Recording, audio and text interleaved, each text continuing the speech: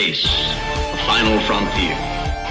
These are the voyages of the starship Enterprise.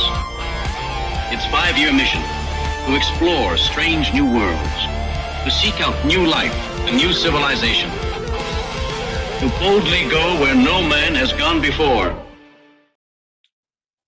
Greetings, salutations, and welcome to Retrek. I'm Captain Jim. With me, of course, Sir Admiral Elliot. Hi there. And Dr. Squee. Drag on merrily on high. And we're here to talk about the Season 6 finale of Deep Space Nine, Tears of the Prophets. And we're going to have a little bit of a fun Christmas game later on. Fun is compulsory. Yeah, fun will be had. The festive wheel of Trek. Ho, ho, ho. If anybody wants to join in when we're playing the game, join in with the answers. You'll pick it up really, really quickly, what we do. You will. Hell yes. So I realised, actually, even though, so this is the Season 6 finale of DS9, and it's kind of our season finale, because we're having a week off over Christmas. It's our end of year broadcast. So it's almost like we planned. Exactly. It's almost like we planned it. What do you mean almost? Of course. We planned this years ago when we started doing the Dominion War. We did, yeah. To be fair, we've taken nearly as long as DS9 has taken to do the Dominion War. Not far off, to be fair. What's really impressive, we programmed in Jim's temporary death. Me breaking my. We timed in every week we were going to miss. They think they're prophets, is all I'm saying. Yeah.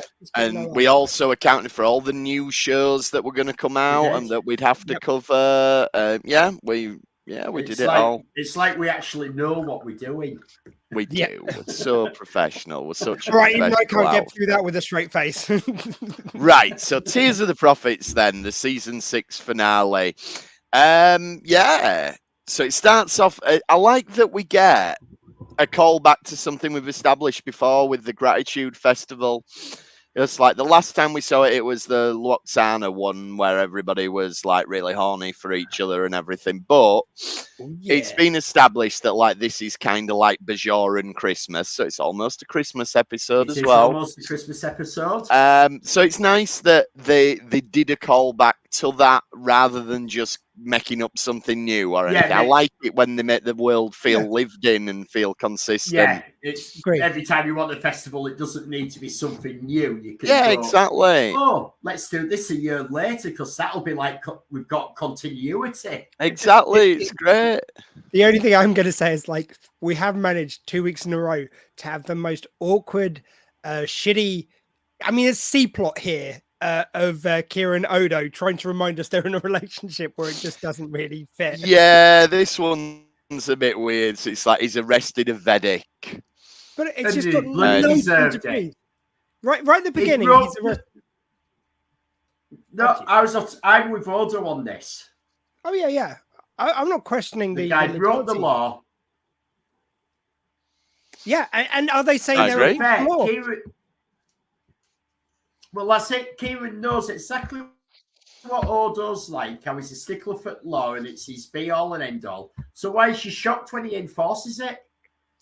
I mean, let's face it, all over this episode, they're just like privileges help. Like they've got this, and then later on, Jake goes like, yeah, but I want to go on to find, well, okay then. I mean, it's like, it's like that's Starfleet. It's not like just Cisco gets going, yeah, well, I just want my son to tag along to write. Yeah. Like there's clearance he'd have to go through for a start. But anyway, well, no, actually, so, yeah. No, it did give him sort of like, when, to be fair, we will get to that, but Cisco goes to him, no way. And he goes, fine, I'll go ask General Martok and I'll go in on the Klingon bird of prey. We'll go into it, and then I Cisco still goes, like... hold on, yes, you are going to do this. I'd rather you be with me where I can... I'm not questioning him as a dad. I'm not questioning him as dad, but he's a Starfleet officer. You can't just go as like, well, my son won't tag along. I mean, I just don't think Starfleet works like, but like we can get to it later, as you say. Maybe it's because he's a reporter. Maybe there's a thing about the press, like...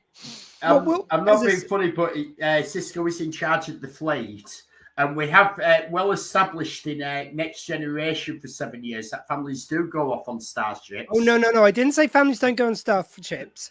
That's a family on a exploration vessel. That's a war vessel going into a battle. That's a bit different. Like the sources exploration service. But anyway, I didn't mean to. Sorry, my apologies. I didn't mean to bring us on that tangent. That's all good.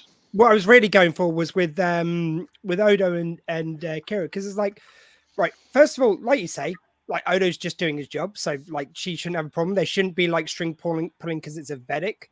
You know, maybe he didn't deal with the most sensitive way, but we'll ignore that. But for me, it's more the case of like, yeah, so you got that scene where she's pissy with him. Next scene, okay, he's done the, like, because they have to squeeze it in so much, he's decided they've broken up, and she's going, it's like, well, what are you talking about? That was days ago. It's like, well, you just gave him so much shit, and you haven't spoken since, and you don't think maybe that's connected to him avoiding you? It's like, it is such a weak, unexplored. They don't have any time to build it up. Well, she should be avoiding her. I'm not agreeing with you here. She should be sensitive to the fact that Odo isn't used to being in relationships. So true. She does something like that, he's going to think, oh, that's it then. She don't like me anymore. It's basically, it's one of the plots that Chandler and Monica had in Friends, where like Chandler thinks they've broken up because they've had their first row, and Monica's like, oh, you thought that meant we'd broken up? Don't be so silly. It's basically that exact episode of Friends. I can't remember the basically, women are always asking men to be more sensitive generally. And then, like, that is a generalization, I know, but that is something which commonly happens. And he's like, this is an issue which, like, again, like Elliot so wisely says, he's not used to relationships. And it's like, God, what are you doing there, you idiots? Like, oh, I'm sorry, I was sensitive to our relationship. That I cared about the fact that you were pissed off and thought maybe I'd kind of dial that up a little bit, but Jesus, you should be happy that I care, surely. I just want to dial back to the Vedic thing where Kira's pissed off with him. Like, would it be fair to say that Kira's really for Bezos, so she'd be a bit like a Republican? So could you be doing the Vedic a bit like a president, and as a president you can't commit crimes? Maybe. You're trying to make Bezos great again. It could be. I don't know. Oh, this time we thought it was Descartes. Now we see the. Sorry, we haven't mentioned Trump for a few weeks. We haven't. It's true. It does seem almost a bit out of character for Kira, really, that she expects special treatment for Vedics. Yeah. Especially when she's always trying to arrest Vedic women and stuff. You know, it's like. Yeah. But also, yeah, I mean, it's a bit far. She tried to get Vedic Win off the ballot paper in Colorado. That's why. Yeah. Stop the count. But it's a bit forced to do this. It's like they don't know what to do with the Odo and Kira romance. The Kira and Odo romance does develop quite well. It does. They do some good stuff with it later. When they get full episodes. But it's awkward. But here it's this not. Early stage of it is quite awkward, and it's that sort of like they keep shoehorning in that Kira and Odo are in a relationship. Yeah, I think the problem is they wanted to land it so that at season 7 they were in a relationship, so they could have that for a full season. And the episode which they wrote was a lovely way of doing it, very well done. But it meant that because then, but now we're going into war arc, so we'll have to pepper in a scene each episode just to remind them that they're in a relationship because we're not really going to handle it until next season. And it just feels so full. I would rather just have them walking past and having a little kiss when they come into the room together. Just do that. If you just want to remind us, do that. Don't try and do some half-assed scenes which don't. Again, it's a C plot because the B plot is Dax and Worf, which then becomes sort of the A plot because of what happens. But like you maybe have them in the background occasionally, just walking through where Quark's holding hands. Yeah, on a date. Yeah, brilliant. Yeah, it'd work. They're just holding hands, and that's what you see on the wall. You've got Cisco and Dax having some serious conversation about something. Odo's off duty, Kira's off duty, and you just see them holding hands at a stall on the promenade. Yeah. Things like that. Even having going up to Quark and going, it's like, oh, you're all dressed up. What's the occasion? It's like, oh, it's our 1 week anniversary. Him roll his eyes. That's done. You know, that's just to remind us, make it even like painfully cheesy that they're in that new loved up relationship and everyone else is sick of it. You know, there's so much easier ways of doing it than trying to write a plot that you don't have time to land. Yep, I agree. So the main plot then: Cisco gets the Medal of Valor and has to The plan Captain the Pike invasion. Medal The of Captain Pike, You talk indeed. about callbacks. This is one of my favorite. The Captain Pike Medal of Valor is peppered throughout Star Trek since the Yeah. series, and I just love even before they made Pike a going character, he was always kind of like that was always respected in the lore, even though it was from an unaired pilot to begin with. I love that about Star Trek. That just like Roddenberry was like, it's still canon. It's still canon. Yeah, it was an unaired pilot, and it was used as a filler episode, two-parter. Yeah. And I do kind of love the courtroom, the drama they wrote around that, but that's another. I did actually. I think it's really good. It's one of the great. It is one of the great TOS episodes, but the whole point of it when they aired it was that because of production times and the production schedule, they were behind, and they used the pilot and they literally made 2 episodes out of it as a filler to be able to catch up on the production schedule. And just think, you've got all these kind of like scenes which are basically like, this is a filler episode, but like then you've got Leonard Nimoy. Don't stop me. Don't let him stop me. And the core and stuff, it's genius. Yeah. Tangent. And if you didn't know that it was incorporating footage from a pilot, you'd be like, they spent a lot of money on this episode. Well, that's how it came across at the time because it was an unaired pilot. So no one had ever seen the pilot to think it was how it was being used. So for a lot of time, it was thought, this is what the hell have they done here? So Cisco's got to plan the invasion of Cardassia, so we're ramping up the war storyline, the conflict and everything. But meanwhile, Worf and Dax have decided they want a baby. It's almost like they're trying to increase the emotional stakes for an impending tragedy. But you mean that they wouldn't let it go part-time for season 7? Well, yeah. I mean, there was all the behind-the-scenes stuff, wasn't there? It was when they. I am sort of glad they trimmed the bit where Dr. Bashir was delivering the bad news. That it's like, well, you remember I did say that there was a good chance you wouldn't be able to have a baby together. He went into a bit more detail in the deleted scene about like the ridged Klingon cock, and then it like basically spiked the trill, and then when he pulls out, it comes out with it was gross, quite frankly. The ridged Klingon 2 cocks, as we know. Oh, sorry, yes. It's the secondary larger of the cocks, which. Just skewers basically the trill symbiont. It's really just quite. That's disgusting. why it's so difficult. So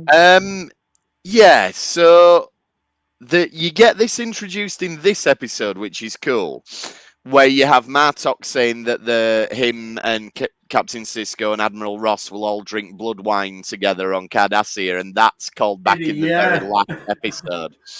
And I accept pissy towards him, but I know we'll get there. I like that that's introduced. Yeah. Then what I find really interesting about this episode is that the actual battle that it's kind of built around is kind of the least consequential thing in the episode. Like, that's not a huge thing in the grand scheme of the war and everything. But all the other pieces are much more interesting, like what's going on with Ducat's more interesting, Worf and Dax are more interesting, Kira and Odo less so. But you know what I mean? For a finale, the actual action element of it doesn't really do a lot. It's more about what we're doing with the characters. But it is great action. Yeah, I was going to say that's exactly what I was going to say. It's like they basically do in 5 minutes what most other Star Treks up until that point and probably beyond would have done throughout an episode. They just go, nope, we're just going to give you 5 minutes. We're going to spank every ship we can up the wall at you. You're just going to be like, it's an Enterprise. Is it this? Is it that? Oh my God. And it's so frantic and kinetic. But because they condensed it down, they could just throw the money at that scene because the other scenes are just people talking. But it's all the plot that they've kind of introduced that then is sort of landing here. It's oh my God, he's doing that. He's doing that. They're doing that. She's doing that. It's amazing. And it's like, it's well written dialogue though. And that's what's... that's what I mean. Most of it is really well written dialogue. The characters and the story that are interesting in this. The action looks great, but it's fairly inconsequential. It's almost like it's the season finale. We better chuck an action scene in, even though what's actually the well, meat in a of way- it is what's going on with the In a characters. way, it makes a nice change because the Federation winning this season finale. True. Because we've had season finale of season 3. They've got the Klingons heading towards them and they're panicking. Mm-hmm. Is it season 4 or 5 where they lose the 5 to lose the station? 5 to lose the station. What happens at the end of season 4? And the season 4's where Odo gets made human and they realise that they think Gowron's a changeling. There you go. So we've had literally 3 or 4 seasons previous to this where, in a way, the Federation have been at losing at the end. So this is actually very much a change where we give them a victory. I mean, they win a battle, but there's other losses in the episode. But yeah. You know what I mean? They've been losing on the back foot for a long time at season finales. The only thing I think is like we could have done with like maybe 2 minutes more of the battle scene in place of the Kira and Odo scenes. That would be probably. perfect. Then a perfect episode. Yeah. Let's talk about Guldakat though, because he's back.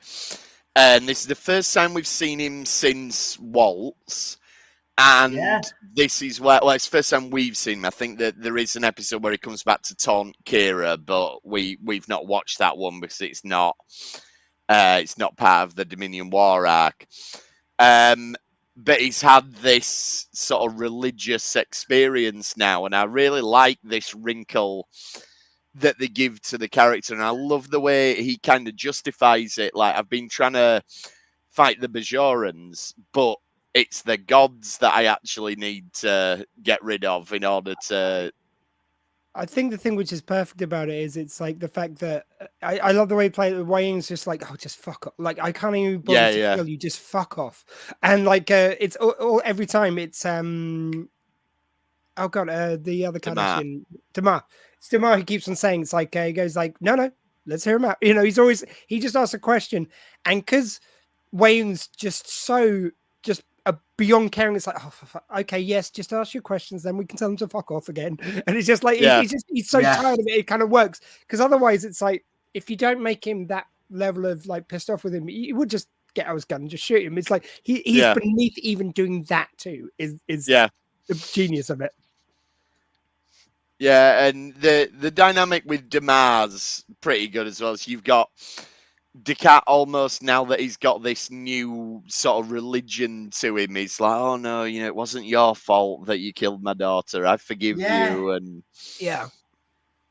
it's very strange how he's come back. Because last time we really saw him, he'd gone completely mental, and he had loads of voices speaking to him, and it makes you wonder because we've seen loads of images. And it makes you wonder if this was actually the Pan Wraiths, and it actually being similar to what we see with Cisco when he's being taught by the prophets. I like that a lot. Because he's got that now where he's being told to go fight, because he's obviously got it from somewhere that I need this religious object to be able to get in touch with the Pan Wraiths. Yeah, true. I really like that. That's a good one. But yeah, that's what he's after, is this religious object. And as we know, if you smash a religious object, something will come out of it. Well, I think that we've seen enough movies over the years that we know this to be a fact. And Cisco knows as well that if you smash Bajoran tablets, usually... Exactly. Yeah. It has got precedent, not just in DS9, so Star Trek, that you smash a religious object, you release a god. Mm-hmm. But I think throughout a lot of different movies, and it has been well established that you smash a religious object, something comes out of it. Absolutely. Sometimes ghosts. And this time, it's just a power wraith. We don't have a power wraith and a prophet. That was last week when we did the reckoning. It's just a power wraith. Yeah. And it doesn't seem necessarily to possess Dukat as take up residence in his body and sort of augment him. It's not like when Keiko got power wraith back. I think this is sort of more like that this is another reason why I think that the Pirate Race had been talking to him previously, that they realise this is someone who can help with what our goals. Yeah, yeah. It's no good just taking him over. We actually need him to his part of it as well. Well, we've also got precedent for this because it's every time Cisco has like when in the episode Rapture, Rapture is it when he's kind of he's basically the prophets are talking through him. Yeah, similar deal. Yeah. Right then. So the other things we've got going on, the Klingons and the Romulans are working together, but you get all these arguments between them, and Martok's good with his Romulan counterpart. That's a nice guy playing the Romulan. Like that's great choice, that guy. What I like here is like Martok is insulting him to his face, and then you've got the Romulan counterpart turning around to like his entourage and going, "Now, you see how the Klingon is doing this? This is how we know that the inferior." As if he's sort of like in a lecture hall teaching people something. Yes.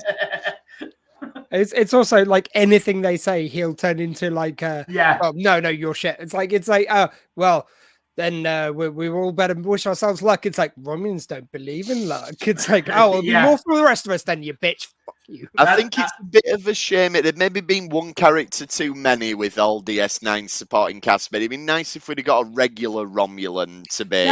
I've always felt that I antagonist. think we almost did at one point, didn't we? They did assign the Romulan. Tried it. The problem was, it's like, they had so many. I think Jim's hitting the nail on the head because I always thought it's like it would have been great when the Romulans joined. If that person who joined, like the cast, then the lady Romulan. Yeah, I know who you mean. Yeah, that's who I was thinking. I think she would have been a great recurring character. And if they brought her back, been able to make room for her. But I understand why they had so many things going on, even with 22 episodes per season. It was tough to fit everything in. Well, this is episode 26, so they actually run a lot of these for 26, the full half year. Sorry, you're right, 26. I think it's fun to be able to do this for this episode, just have a bit of banter with the Klingons and the Romulans. It is, but it's that thing, it's like, they've got, the thing is in so many pies of what they're trying to manipulate with the story to make it all work.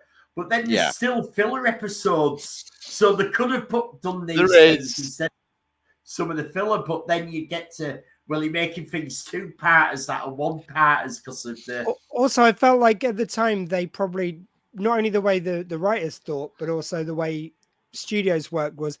I think they had to sort of like do the serialization by stealth almost, and if you did it literally every episode. They'd kind of clocked on. I think they might have been stopped. That was maybe their little concession. Yeah. And also, again, no one had done serialization for so long. Like it used to be, and I think in the old days of TV, you used to get more serialization. We didn't do it for decades. And then I think even the writers probably didn't think it's like, well, we want a few episodes which are standalone. You know, we can't just do. Where Doctor Who used to be sort of like between 3 and 6 parts, but generally 4 parts. Well, no, in the old days, it was anything goes. You could get up to like 15, 16 part episodes, adventures, and it's like that run all year. But by the time of this, sort of like with DS9, you might get a story arc that might cover 3 episodes. And you think, bloody hell, that was massive. Yeah, at the time, And you thought, bloody hell, that was amazing. I got a 2-hour story instead of my normal 45 minutes. Sorry, I misheard you. I thought you said 3 hours, three episodes, but obviously there's only 2-parters. Like what, 3? No, you did used to get something. Yeah, when that's what I'm saying. It was so unbelievable. You'd kind of when it did the 3-parter at the start of season 2, you were like, whoa. The Siege, I'm not just thinking like what's the third part? The Siege, the Homecoming, the Circle, and the Siege. Yeah. So now, speaking of filler, I like Vic Fontaine. I'm not sure we need a whole song in this episode. I quite like it. It's cute, but I didn't really buy the storyline with them. But this has got nothing. Like this is got really old, and it's obviously to play on with what's going to happen at the end of the episode. But with Bashir and Quark again. Yeah, depressed about Jadzia being with and they both moved on. And it's like both of them have moved on. And this is an old story now.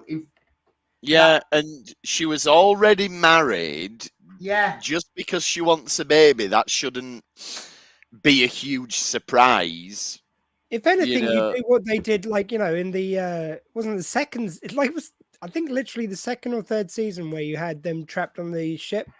Oh no, because it wasn't in Defiant. But anyway, season 4, Starship Down. There you go, season 4. Sorry, but like seasons ago, you had that kind of moment with her and Bashir, which like felt like just the symbolic him letting her go. Like he was going, it's like, oh well, I stopped it because if I'd known you liked it, like jokingly. But that was saying, it's like, no, I've moved on. That moment made him realize almost like how much he'd moved on. It felt like, and so then rehashed it. I like the song. I was just like, the idea of it just didn't seem to fit for them. I think this is more trying to shoehorn Vic Fontaine. There are a few instances over the next season where Vic doesn't really need to be there. Somewhere he's really good has been the character. And we'll get to many of them, but weird. I mean, I just think that, like, you could just as easily do these moments through. Well, I mean, first of all, Bashir's her doctor. She's talking about having a baby. You could easily have a scene where they're talking over kind of like him running some scans, seeing about like the stuff to help her get pregnant. You could have done there. You could have had a lovely bonding moment speaking about how rich their friendship are. Yeah. Get her going into Quarks and playing a game of Tongo. Like, because that's something they did all the time. Like, you don't have to make it about everyone wanting to fuck her to make it interesting. And it feels like the writers just wanted to dial up even for the last minute. Farrell was attractive. The thing, because she is talking to Bashir, that's Bashir as well. Bashir has obviously already had this conversation with her about wanting a baby because he's already explained how difficult it's going to be.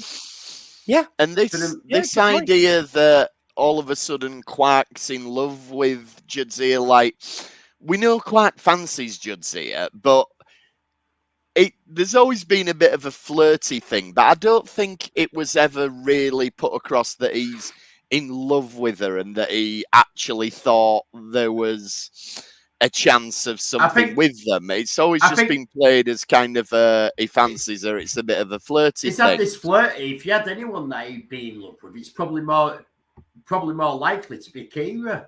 Yeah, that's what I'd have thought. He's even said in earlier ones, she loves me when she's had a go at him and all that. Yeah, it just feels and how like many times he's done stuff to try and impress Kira. Yeah, it's like we're trying to artificially raise the emotional stakes a bit. Yeah. Anyway, so Sisko then gets a visitation from the prophets who tell him not to go on the invasion of Cardassia. Well, and I love that don't leave Bajor. It's like a funny one. But this brings him into this brilliant conflict with Admiral Ross, and I think this is great that this comes up at this point where he just says it outright, like, we've been lenient with all of this, but I'm giving you an order, and you're either the emissary or you're a captain. Yeah. I also like the fact that in the when he's doing the orb encounter and they're being so vague and everything, it's like, I'm sorry, I've completely forgotten what I was going to say. It was something to do with the orb experience. Sorry, it's completely gone. Sorry. It was halfway through the sentence and it just disappeared from my head. Okay, I don't know what you're going to say. The prophets have removed it, much like the prophets redacted my thoughts. I think it was a power Rafe who had you there because you were up to talk about the prophets. Yeah, your eyes did glow a little bit red for a second. Yeah. Yeah, but it's interesting as well that Sisko at this stage chooses Starfleet.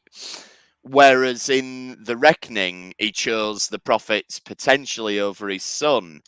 So I'm not saying he would choose Starfleet over Jake, but it's interesting that then he made one decision, this time he makes another decision. I like that because I feel like it does show that he's so conflicted through his different different statuses, which he really cares about, because he cares about being father wholeheartedly. In the moment though, when Jake was at risk, he knew that not only Jake but everyone would die if he doesn't let this play out. True. Like that felt that important. In the other moments, he's like he does care about his Starfleet career, but he cared like because he knows how important that is to saving the Alpha Coordinate, saving so many lives. Yeah, but that kind of puts him in conflict with his emissaries. So I love all that kind of pull, and I think it always that's seems it. organic I think that he makes decisions based on what's almost a numbers game, isn't it? That it's like, no, the prophets might not want me to leave Bayshore, but and I also need to do this. It's his emissary journey, because at this point it's like, yeah, Admiral Ross gives him an ultimatum. It's like, you either are a Starfleet captain or the emissary, as you say, and this time he chooses Starfleet captain because he's not ready to let that go yet. Like by the end of the next series, he is ready to let not that, you know, his existence as he knows it. Yeah. But he has to get there, and I that really adds to that final decision. Yeah, it's so important to how impactful that last decision is that he makes. Yeah,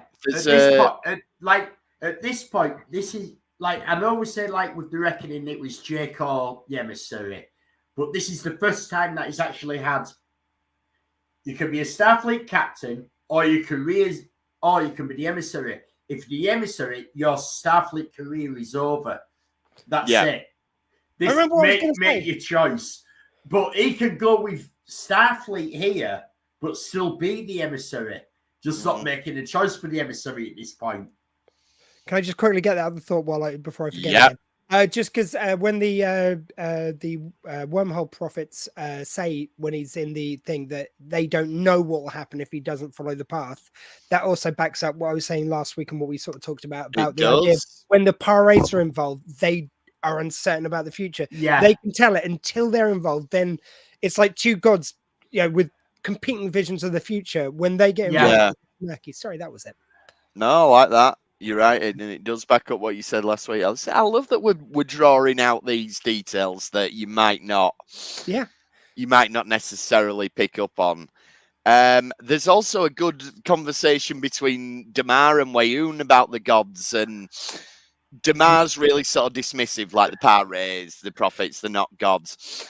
And he says, well, you think the changeling, the founders are gods. And Wayoon says, the founders are gods. That's the difference. The founders are gods. It's great. I just really like this little bit of an exploration of theology. And, you know, we as an audience can look at it and go, well, neither of them are gods. Both of them are different types of aliens. But there's also that, like, being an atheist, I can look at this objectively, and I can see it from different religions where, especially when you see the wars where they're going, I believe in this version of God, and I believe in this version of God. You're wrong, so let's fight each other. It's like, well, it's just madness. I mean, but it just shows that people believe one thing. They can be fully committed that I 100% believe in this entity. Mm-hmm. But I will also, at the same time, 100% believe that you have to be wrong in believing in your entity. I'm sorry, Elliot. You make yourself look like an idiot. As a Protestant, a religion which was expressly made up so that King Henry VIII could get a divorce, I know that's the one true religion, obviously. Like, there's no flaws in that. But like the other religions, they're deeply flawed, but the one they made up for a divorce, that's the definitely. So the battle, like we talked about, it looks amazing. That shot of the fleet, it's probably got more ships than we've ever seen in one place. Elliot, every ship listed now. Elliot, go on. And 74205, 74656, 701. No bloody A, B, C, D, or E. Now, Elliot, I don't know if you've ever looked at the breakdown of all the ships and everything, but is one of the Galaxy classes meant to be the Enterprise? I've always liked to think they were in there. Because it would be weird if they weren't. Because it's actually established in Insurrection that they were kept off the front line. Oh, yeah, the Galaxy class, it wouldn't be. It'd be a Sovereign class by this point anyway. Yeah, yes, of course I would. Sorry, both very good points.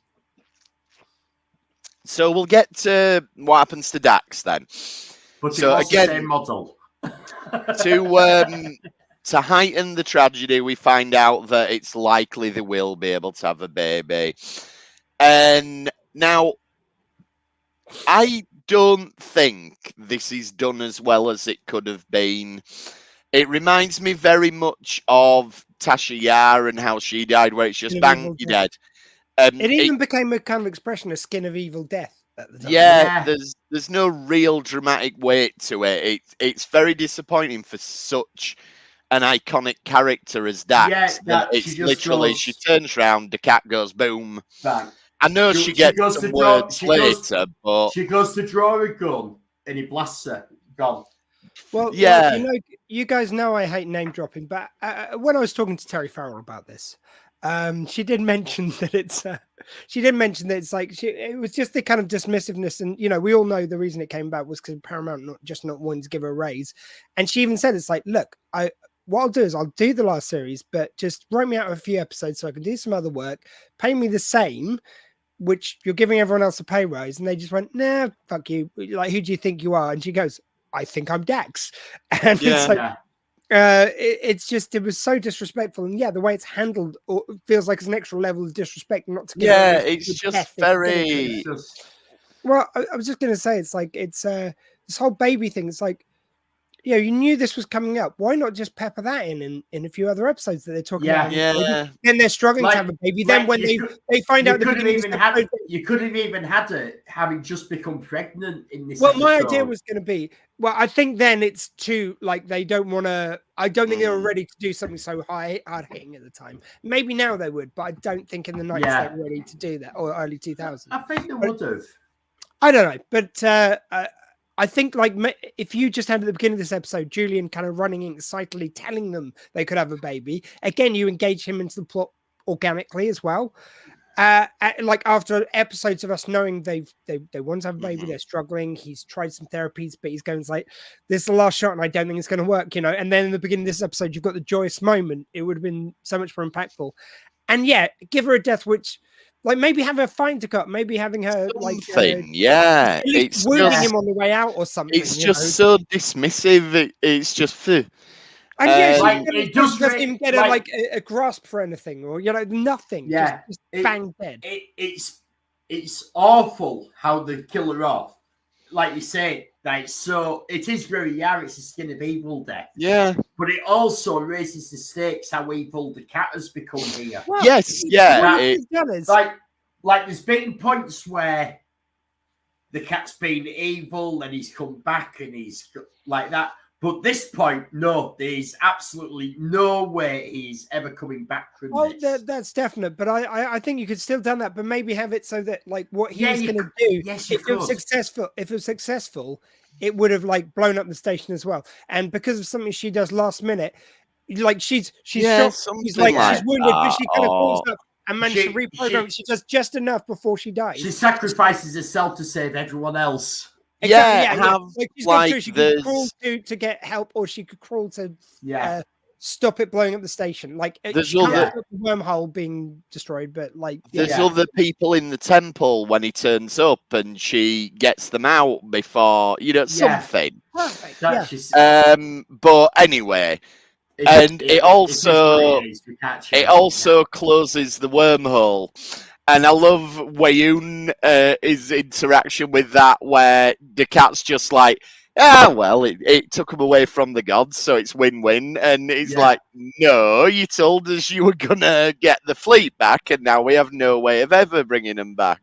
Do you think that maybe that was always his plan, though? Like, maybe he always knew that it wasn't probably going to I don't think he cared, I think for him, this was the win. But I think he's kind of right, though, that it does demoralize the Bajorans. It does hurt their... He's right, but it doesn't do what he promised Wayoon it would do. I think what he's done here is... He's been told by the Pirate that they'll get control of the wormhole if he does X, Y, and Z. And that's why I think... And that's how he knows what's going to happen in advance when he releases the Pirate. And that's another reason why I believe the Pirates were talking to him previously. Mm-hmm. I also but the Pirates taking control. The cat and initially thought, we'll be able to get the fleet through. But what it meant was, no, we'll just be stopping them opening and shutting the wormhole. Yeah. We'll be. It won't be there. We'll be fighting over it. Who has control? But in the meantime, it's shut. It's gone. And it's the last bit with Cisco there when he's kind of like walking through the station, and they've got this guy. Again, I like what they do, but it's like they could have found a little less on the nose way of a little girl coming up and go, yeah. The orbs have gone dark, Prophet, emissary. Does this mean that they've abandoned us? It's like that's what my mummy said, and it's just like, Jesus Christ, just make it a little bit more organic, as well, please. Cisco here to the little girl's like, I'll try and get the Prophets back.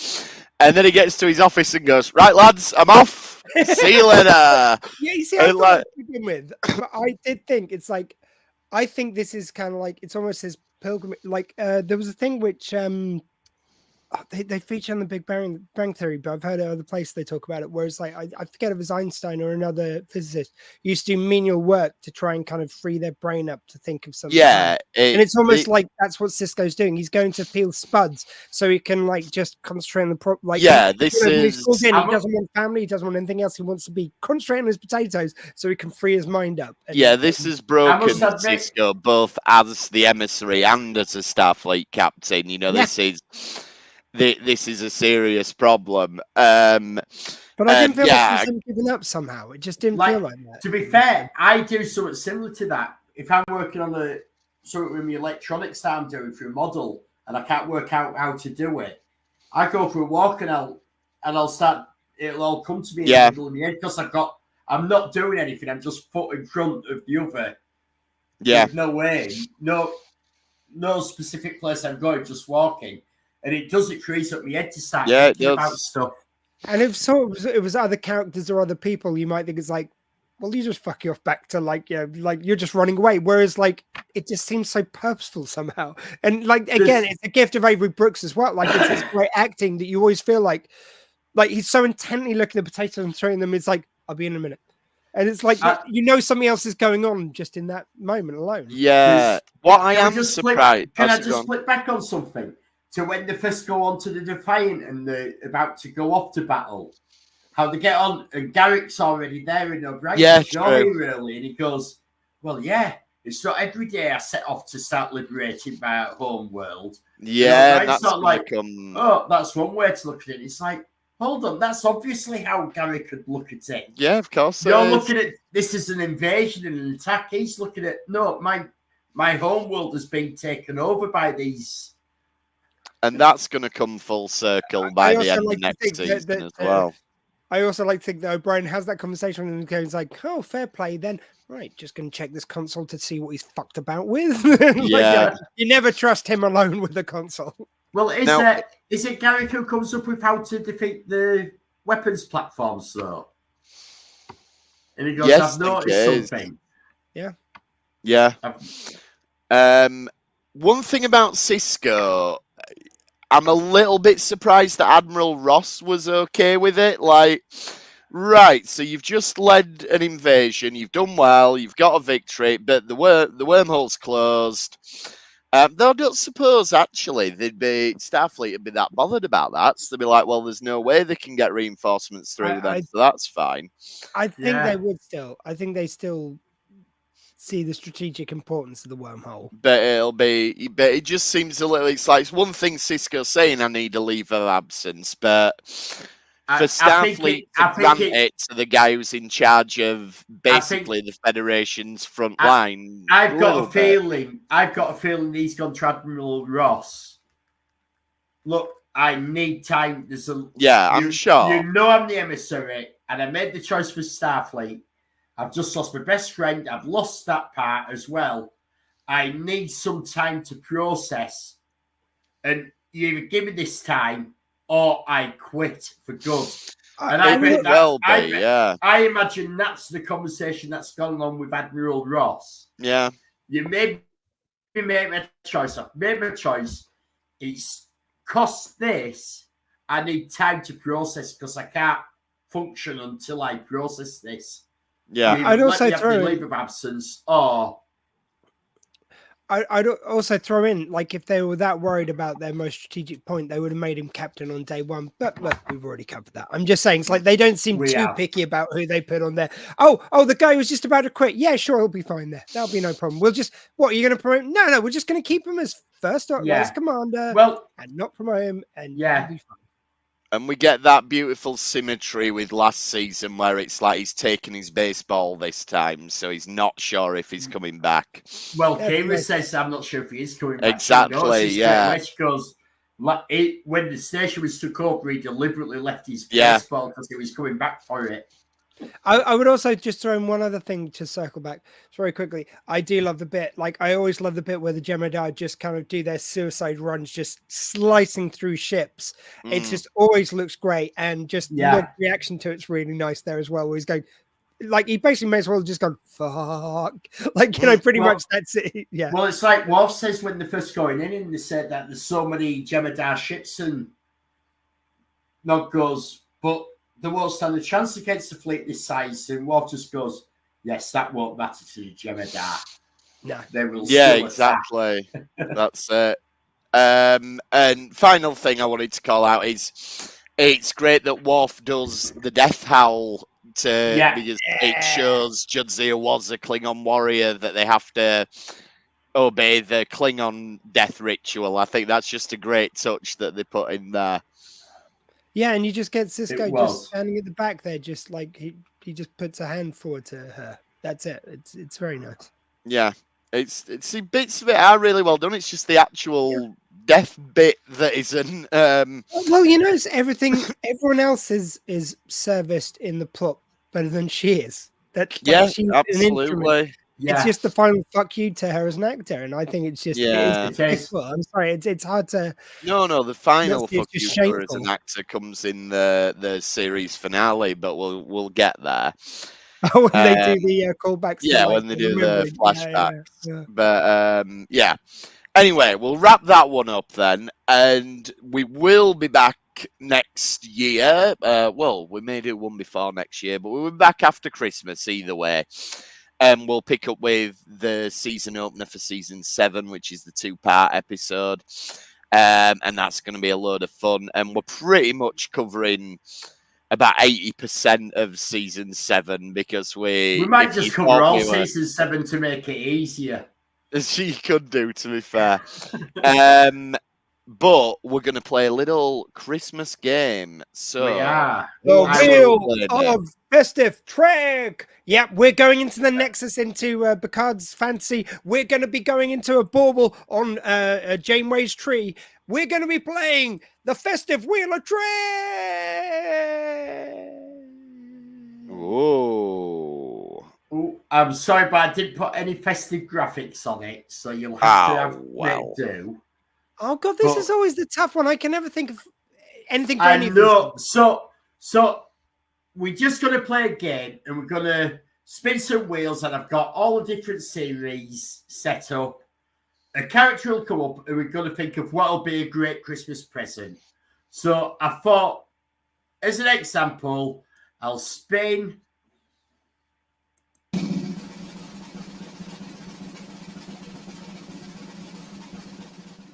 Oh, have we got? And we get the cat. Gulda cat. And I think a great Christmas present for the cat was I am going to help him start a movement to make Cardassian strong again. Merchandise. I like it. I've got a different pitch. Mine's going to be, I'm going to have Bajor driven before him, hear the lamentation of their women, and having Kira admitting that he was right all along. Yeah. I don't know, what would I get him? At this point in the story, you know what? I'd get him a little shuttle, because the Dominion aren't going to be lending him any more vehicles after he made a bit of a mess of this. So, yeah, I'd get him some transportation so that he can move around. All good deposed dictators who are now possessed by devils, need good transport links. So that would be my present to Ducat.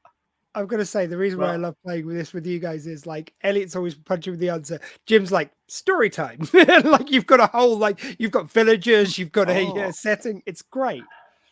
Right, we've got to play properly now. That one was just for fun to get people the idea. And anybody watching, no fun in the rest.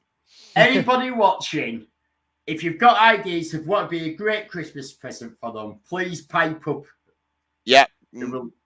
Throw it out in the comments at whatever social channel you're watching on. We'll get them here.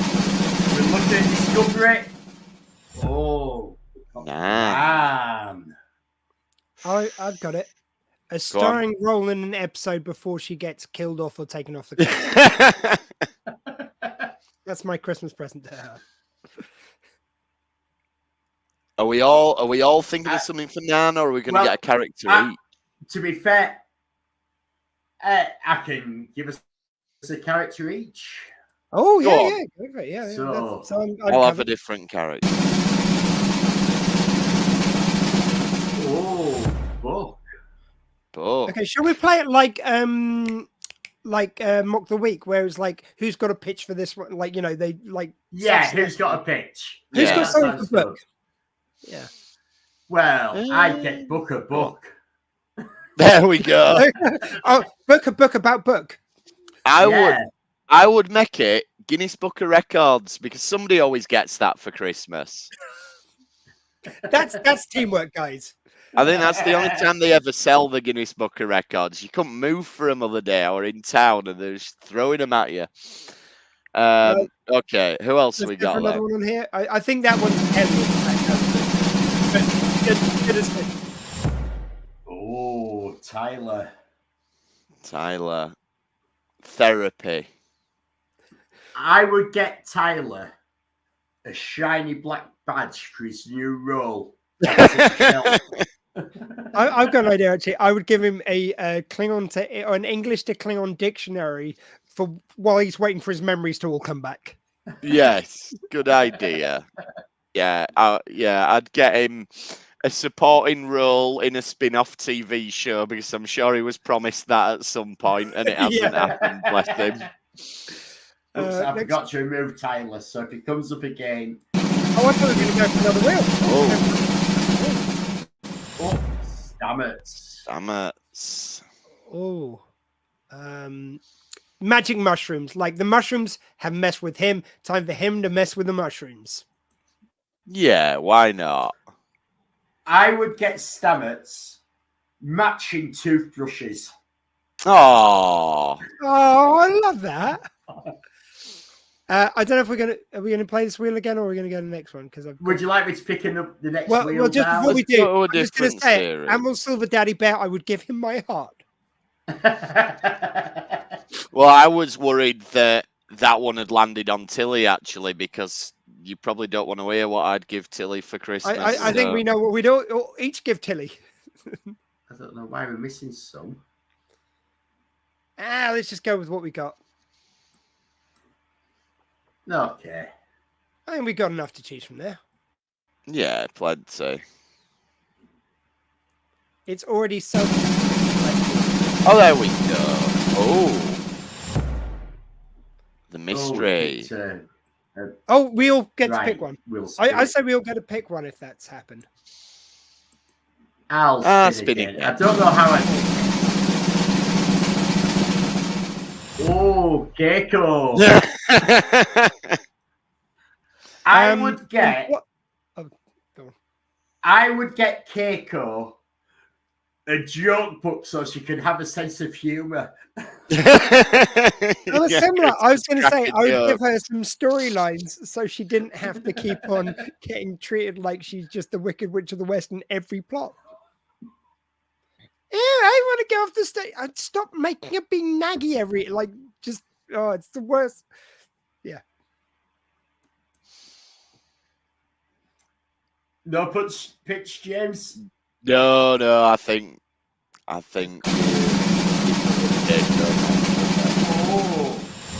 Odo. Ooh. Gift certificate for B&Q to get a new bucket.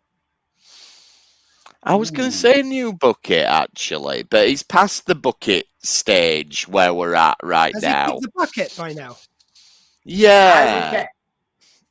This is not kinky because I don't know if someone who might be watching who did get a pair of these for Christmas.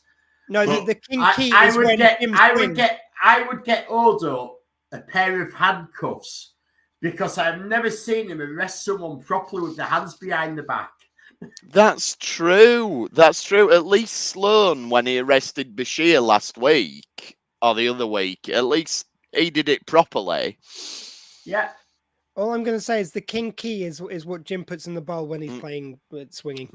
Very true. I actually, Odo, yeah, I would get him a DVD box set of TJ Hooker so he can see how Captain Kirk does policing. Nice. Nice.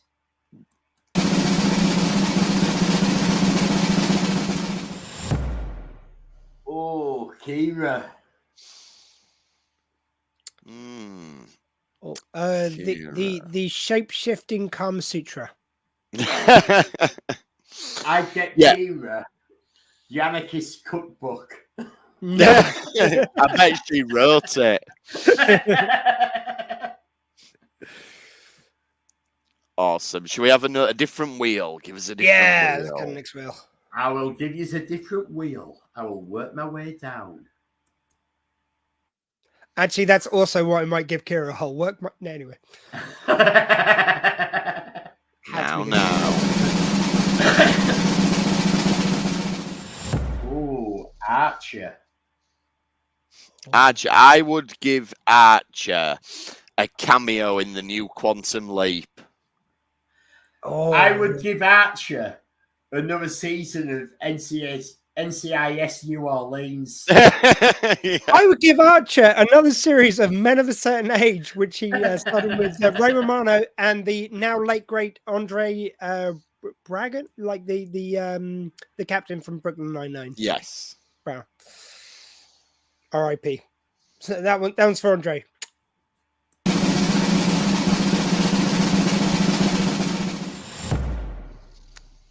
Well, I'd give him a holiday where he could purchase some drugs. So it's a trip on a trip to go on a trip. I would give Trip a really good on-screen death. Oh, there we go. Yeah, I'd get him some more of that goo that he used to rub onto Paul. He used a lot of it. He's probably running low on it by now. Yoldi Vulcan goo. Yeah. He was actually rubbing shape this way. It was very inappropriate. Oh. Phlox. Dr. Phlox. You know what? Might be a bit controversial. I'd give him COVID because I think he'd enjoy working on finding a cure for that. I like it. I'm just going to go with a big old jar of leeches. Just, go old school with it. Yeah. He's an old school guy. I'd give Phlox another girlfriend because he hasn't got enough. That's true. Good point. He's struggling for wives.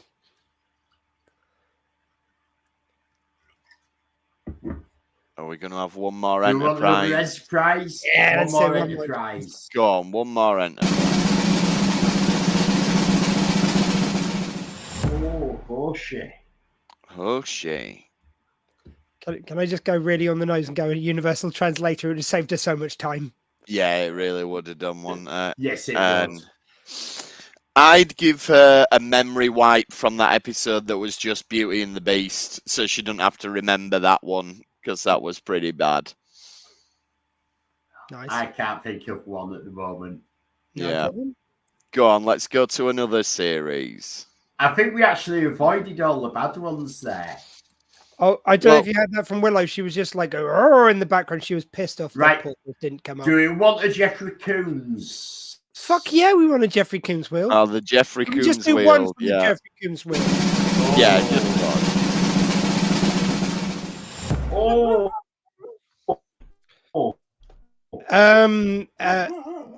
immunity from prosecution for when he's older and they Kevin start pressing the Mulcahy. charges. Yeah, that's really what do you give Right. This is. I am white going to get in so much. supremacist I am cop? going to get. I am going to get. He's got everything. I am going to get in so much trouble for this. I would give him a white sheet to wear. Well, I think he's probably already got one, that character. So Yeah, I'm really sorry. I've already got one. This is so embarrassing. What? That you've got a white supremacist mask? No, that I've already got one. yeah. Go on. Shall we have? We're coming up on the hour, so should we have one more wheel? Oh, Brunt. Brunt. I know what I'd give Brunt.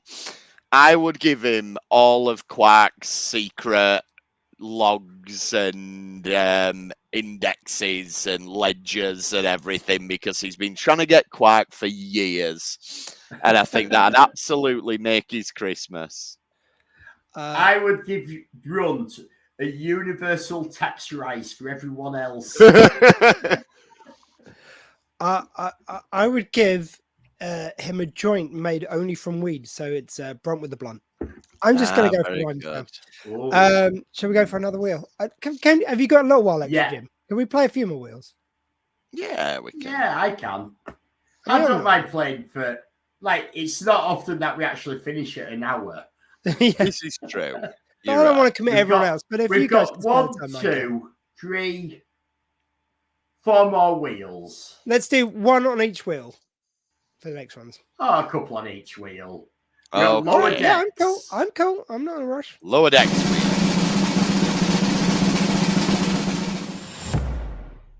Boimler.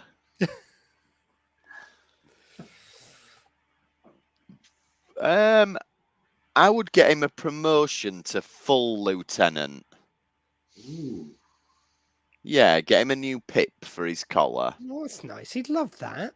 He would love that, and I think he's earned it as well.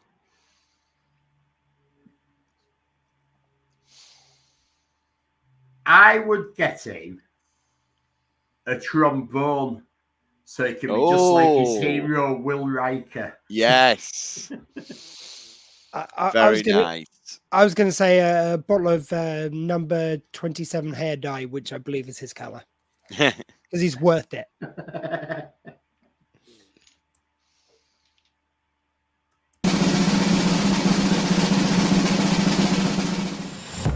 Oh, peanut hamper. I'd get peanut hamper. All the things from the 12 Days of Christmas, because we know she really likes birds, so there'd be plenty for her to work through if she got all of those. Can I just give her like one of the exobots from the original Enterprise episode? So you know, like I think she just needs some love in her life. I think she just turned evil because she felt unloved. I think she fell in love with what was Jeffrey Combs' robot? Agimus. Agimus, that's it. Yeah, but like it might be a better influence, one of the innocent exobots who are trying to save the Enterprise. Yeah. Yeah, that's all she needed, was a nice boyfriend, or girlfriend, or robot person. I like peanut hamper. I'm not assuming any gender stuff. I'd get her a nice blanket so she could be peanut hamper on the blanket on a picnic. Oh, nice. Oh, we're being so much nicer than I thought we might be. We have been quite nice about this. Let's see if we can find some nasty Maybe we ones. could just give her a picnic basket, but just filled with monkey nuts, so it's a peanut hamper with a hamper of peanuts. Oh, we've got Picard next. Oh, number one.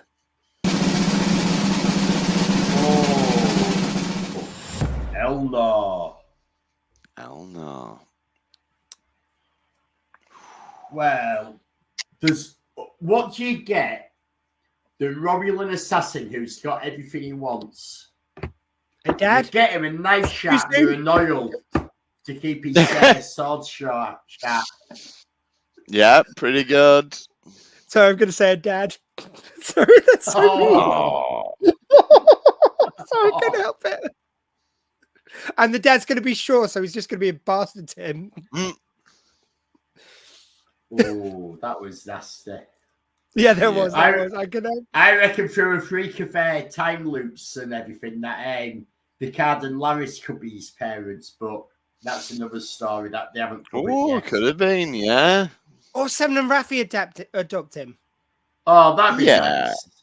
That'd be nice. Yeah, I turned it around. 2 mums instead. He doesn't.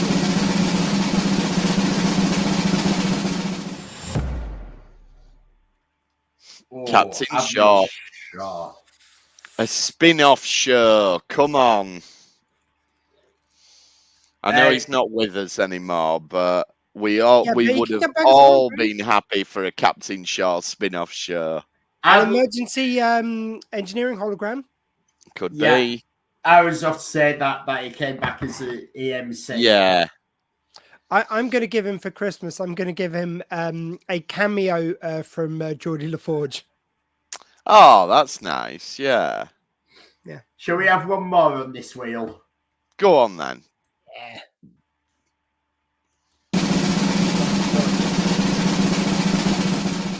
Oh, what you number one, not number 7. 7.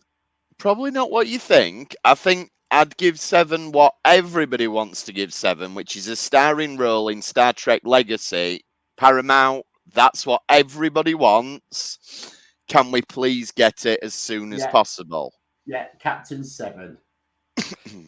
I'm going to give her a timeline when she gets rescued from being a Borg, the implants don't end up in exactly the same fucking place on her head. Yeah. Just inconvenient is all. Yes, true. Well, you've got to have the makeup continuity. Oh, I know. I'm only busting their balls. I appreciate why they did it. I would get 7 driving lessons. Yeah. She needed them. She did a bit, yeah. Or a deluxe Caldecott board.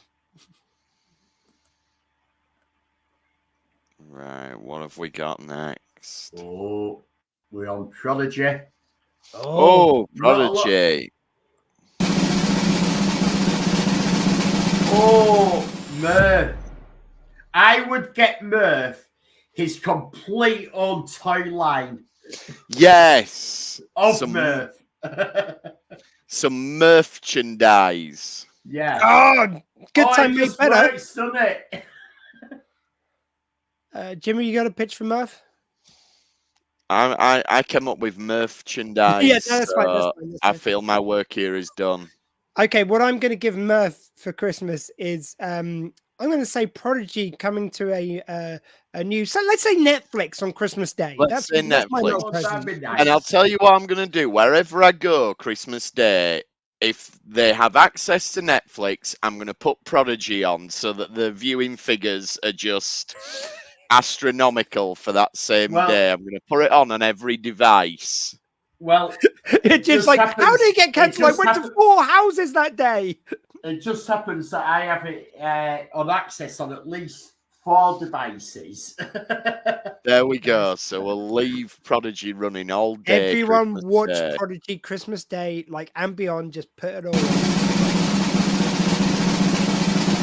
Oh, no, that's isn't. It's got to be Jank and Pog every time. Remember, Jank and Pog. Jank and Pog. I think he'd be the easiest one to buy for that we've had because you could just give him anything and he'd make something out of it like MacGyver.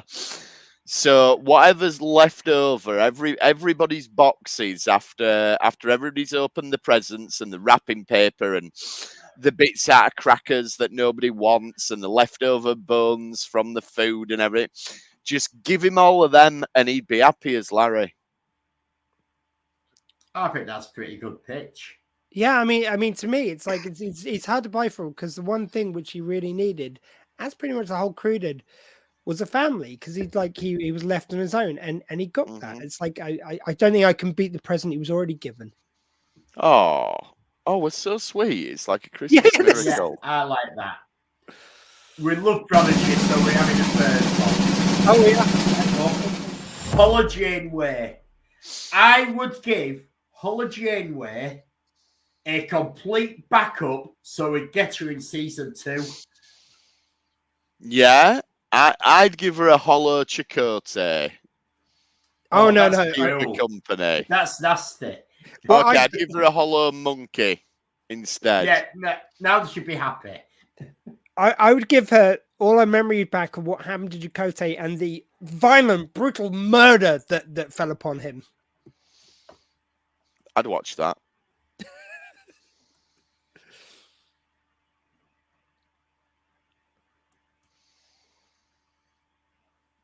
Oh, which one's this? Oh, the ships. Oh, it's a ship. Oh, geez.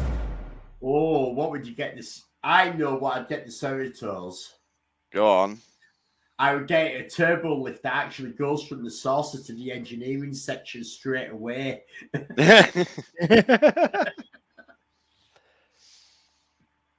I'm going to give it a promotion, like from being like second contact to doing some sort of like more beefy missions. I think that's what the ship. Well, Yeah. There's a theory that actually the Cerritos is actually probably the flagship of the Federation, and they just tell all the dickheads on the Enterprise like to cause problems and get into trouble and disobey rules that they're the flagship. Yeah. To keep them I'm quiet. happy with that. Yeah. Oh, could we also give it some lube for the nacelles? So Sorry, when I've that creature comes on the back and just slides right off, and it has a good time. Yeah, why not? 2 for 1. The alien enjoys it. The Cerritos gets away. Everyone's happy. It gets off the ship more than one way. Oh, US Enterprise. Oh, the Strange New Strange New World World. Enterprise. I would give it a refit so it has more curves on its nacelles because everyone knows curves are sexy. That's good. Anything from you, Jim, on that one? I've got nothing for this one, I've got to admit. No, I think it's a lovely ship as it is. I'm happy It with is that. a nice ship. But we had to come up with something. We did. Yeah, that's We good. did. We'll have one more ship. Okay, Okay. one more ship.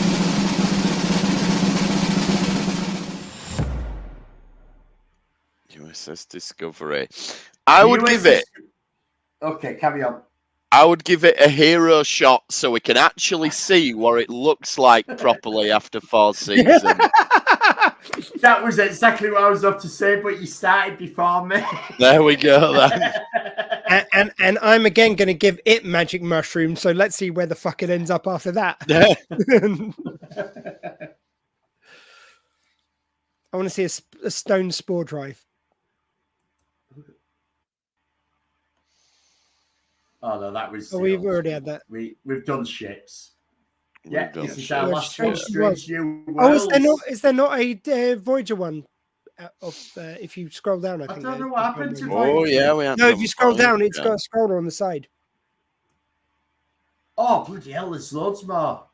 Yeah, It's better. shall we do one more for each of these? And I want to.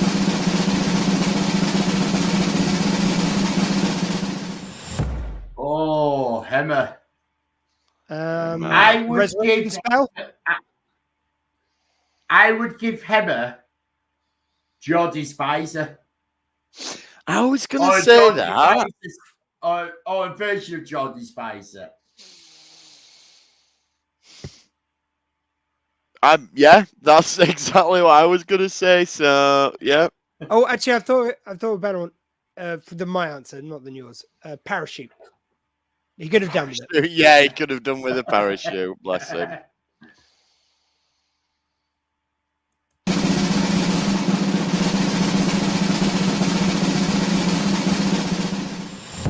Lamb.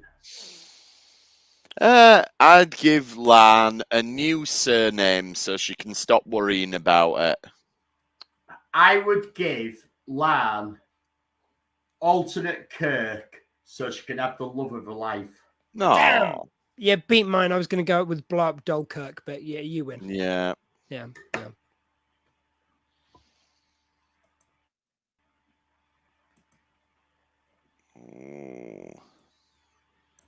Oh, TNG. TNG. Here we go.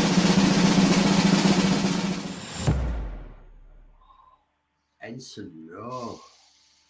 Ensign Rowe. What would Ensign Rowe want for Christmas? Oh, I've got it. I'm going to give her a boat with oars and some caviar, so it's rowing with row. I'd give her an emergency transporter because she could have used that when she appeared in Picard. Though there were rumours that there was meant to be a scene that did establish that she used the emergency transporter, but whether they filmed it and it wasn't used, or whether they never got round to filming it, I Could don't always know. bring it back in section 31 or something, you know. Yeah, But I kind of like her death. I hope they don't undo it. It was yeah. I hope they don't. she had a conclusion to a story. Yeah, She did very Brilliant. much. let's see who we get. Oh, data. I'd get him Wi-Fi because I always wonder why Data didn't have Wi-Fi. They could have got out of so many scrapes if Data would have had Wi-Fi. It's amazing how technology changes over It the is. years. Well, The amount of prison cells they got locked in, and Data could have just gone. Doo-doo. But if But you give yeah, him a mobile phone, that would be better because not only does he have Wi-Fi, he's got 4G, and he could have an unlimited data plan. you're right. Yes, I'd get him. I'd make him into a roaming Data. I'd get Data a full-size version of that model he has of Tasha Yar. No. No. Fully functional. No. Fully functional. Oh, TOS. TOS. Here we go. Oh, the bad alien dog. I mean, I'm I like to tempted think to of it more as the respin that. misunderstood alien dog, but you know. I'm tempted to remove that and spin it. Oh, Nurse Chapel. See, the bad alien dog, though, or even if it's a bad dog, it deserves a Christmas present. So Yeah, I was going to say. I mean, for me, it's not the dog; it's the transporter to blame. I would have just given it a loving home, but that exactly, 'cause it's bad alien dogs are not just for Christmas. I'd give Chapel for Christmas the memories of what she did on Strange New Worlds because she doesn't seem to have them. By this No, stage. she doesn't. It's true. Be nice for her to remember the times when she got with Spock. It would. It would, but I'm sure it will be explained. Yeah, everybody gets the memory wiped at the end of the series. Yeah.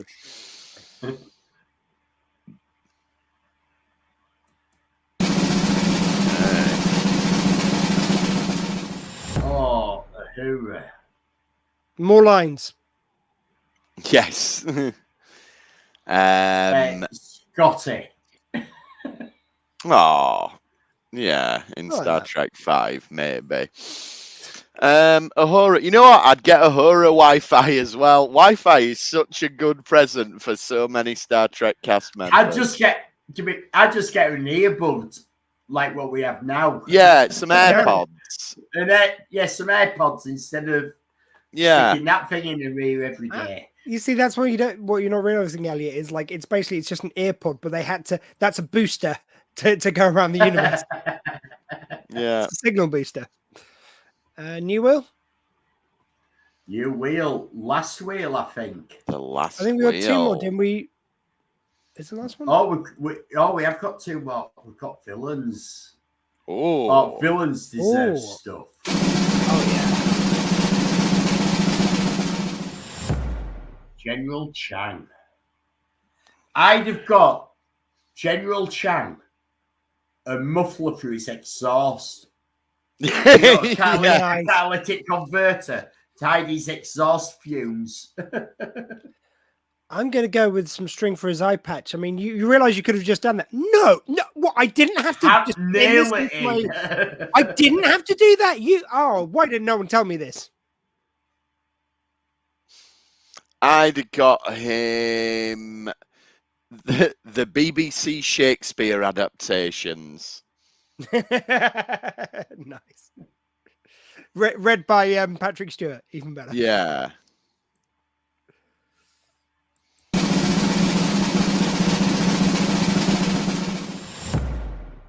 Oh, Sauron.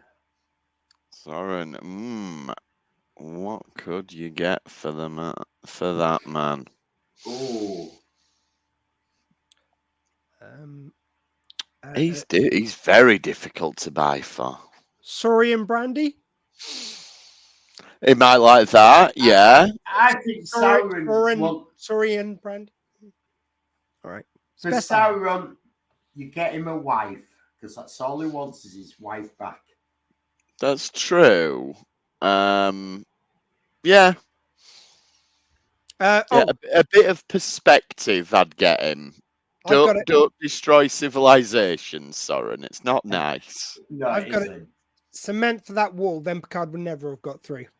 Yeah, that's a good point.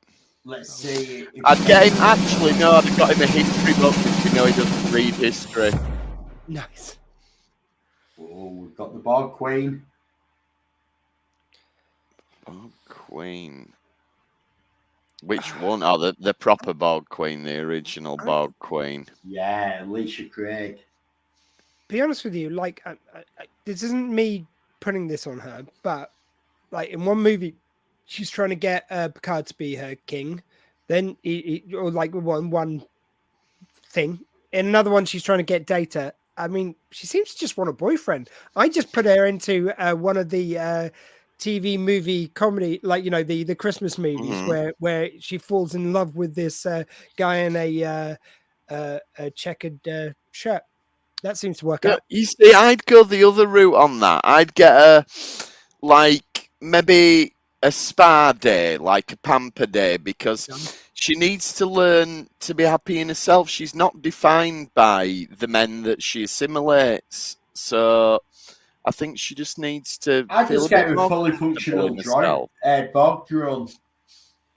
Yeah, we're back to Data and his fully functions again. Or a wife, because like it doesn't seem to be working out with her and the men. No, true. Maybe she's just in denial. Right, I believe this is now going to be our last wheel for real. Yes. Oh, what's and it's our Voyager. Wheel? And it's Voyager. Remember, excellent. Before you spin, just to say, if you land in Chakotay, remember it's not Christmas, it's Hanukkah, to respect his people and their traditions, which he learned.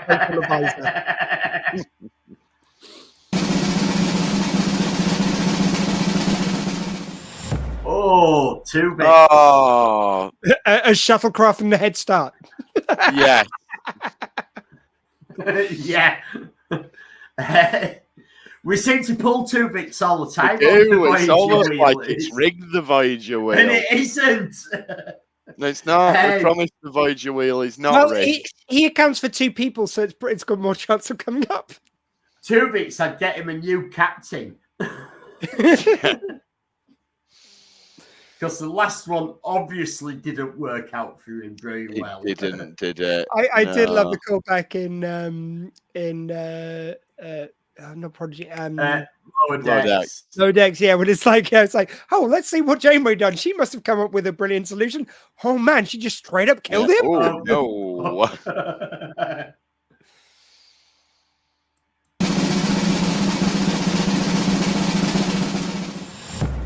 Oh, the Rock.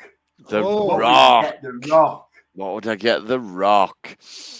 I would get him reconciliation with Vin Diesel. Because that's lovely. I want those 2 to sort it out. I really do.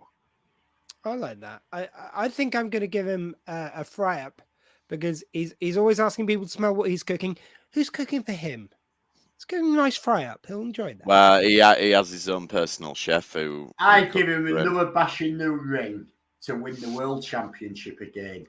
Well, the rumor has it he may be appearing at WrestleMania 40, though it's quite unlikely. And Elliot, I'm sure you're not the only one who wants to give him a bash in the ring. He's a very attractive man.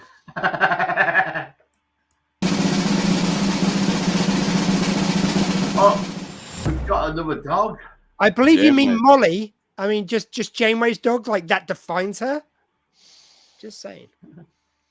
Well, while we're just saying stuff, if you'd have told me that 6 months ago when we made this wheel, I think I said it when we played the game last. I think you probably did. Uh, Again, just a reminder that she's not just for Christmas. yes, I'm going to give her the holographic Janeway. Oh, That's nice. Yeah, there you go. Just me? yeah. And Menorah. Yeah. You're our favourite person in all of Star Trek history. I would get him. Has been well documented. I would get him the complete Rocky collection on Blu-ray because, as we know, he's a boxer and he enjoys all of that. Ugh, load of rubbish. I'm going to give him. Sorry, Elliot. Yeah. I would get him any Western movie so he can see what American Indians look like on Native Americans. Yeah, I was actually thinking, I might get him Killers of the Flower Moon on Blu-ray so he can see a culture that he has absolutely no idea what it's like. I've got it. Perfect present for him. Recasting. Oh, yeah. I think after what he's done to his reputation recently, I think he could do with it. I think an understanding of trade union guidelines is what I would get, Chakotay. I would also send him a dreidel. Yes, a dreidel, yeah. As a Jewish man. And just as always, sorry, I played a Jewish character. Is it? We can't mention Chakotay without mentioning that brilliant young lady who, when we were talking about Chakotay for When Trek Goes Wrong, about how it was a Jewish consultant on Native American. Exactly, that's why I get the dreidel. And it was, no, I know. I'm just saying, it was that lady who just brilliant, perfect timing, just went, sorry. It's like, we're not blaming you personally. We're not blaming all the Jewish culture. Just that particular one. But she was lovely. It was great. Just hilarious.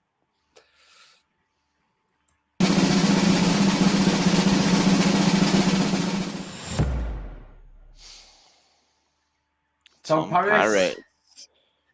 I would get Tom Paris. His mates from Delta Squadron back. Yeah. Transporter accident where he merges with Nick Lucano, and there's no difference. Now I'm going to give him a trip to the French capital, maybe with that attractive young lady who's the heir to the Hilton hotel chain. So that would be Paris. I would give Tom Paris.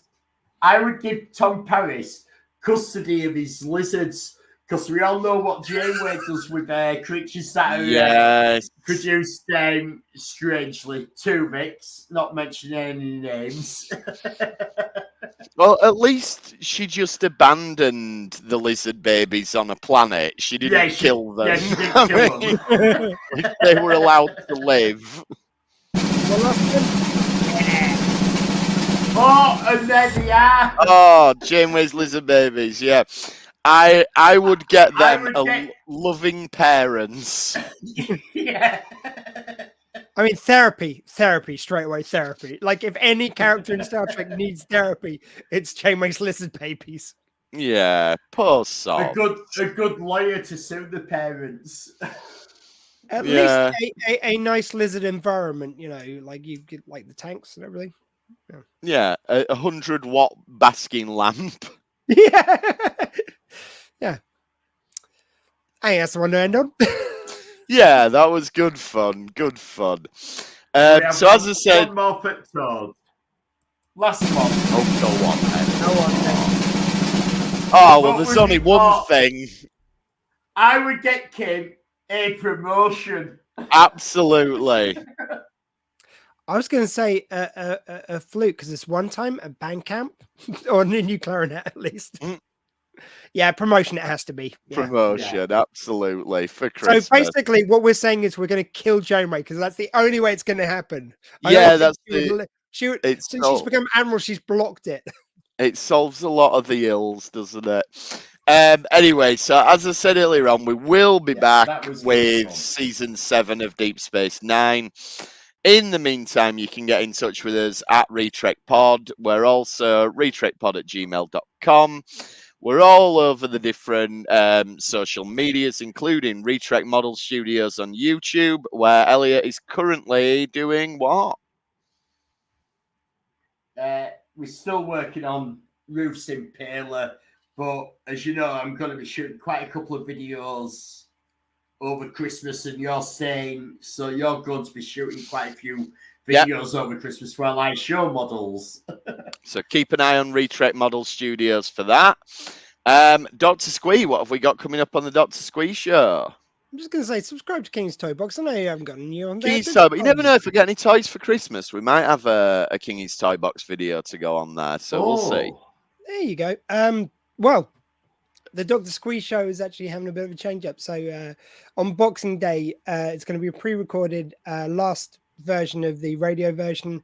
It's just going to go online from now on. So please do join me on Boxing Day while you're going through the leftovers, you're having your festive drinks. Dr. Squee show Tuesday 7 till 8, swradio.co.uk for one last time. And after that, please do follow drsquee.com, youtube.com/Dr. Squee, or on Facebook, The Dr. Squee Show.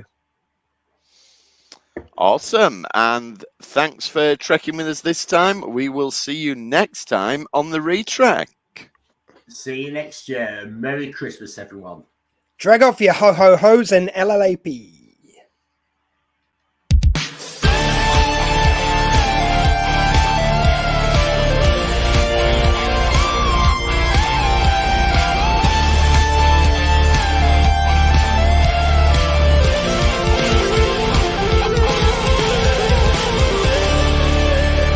Fascinating. Okay, now we're going to sing the carol before Kingy stops the tape. So, of course, right. We three kings, we bring pum-pum-pum. I was hoping he would cut us off just as we were starting for the joke, but that's not happened. Nope, called your bluff there. Chicote.